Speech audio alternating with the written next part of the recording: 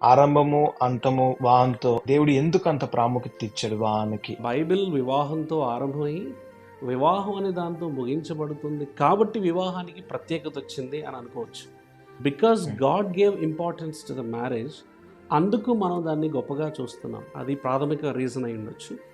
అది దేవుని మనసులో ఉంది. వన్ ఇంపార్టెంట్ ఆస్పెక్ట్ మనం ఏం ఆలోచించాలంటే, వివాహం అనేది మన ట్రయూన్ గాడ్, త్రియేక దేవుని యొక్క తత్వాన్ని బయలుపరచటానికి, అంటే ఆ త్రియేక దేవునిలో ఆ ప్రేమ, ఆ బంధం, ఆ సహవాసం, ఆ వన్నెస్, ఐక్యత, దేవుడు వివాహంలో ఇద్దరు స్త్రీ పురుషులని, ఆ తర్వాత కుటుంబాన్ని చేసి ఆ యూనిటీని, ఆ బ్యూటీని, ఆ లవ్ని దేవుడు తను లోకానికి చూపించాలి అని అనుకున్నాడని నేను భావిస్తాను. And that is one of the important purposes of marriages. వివాహం యొక్క ఉద్దేశాల్లో ప్రధానమైనది కూడా అదే, దేవుణ్ణి మన వివాహంలో ప్రపంచానికి చూపించటం.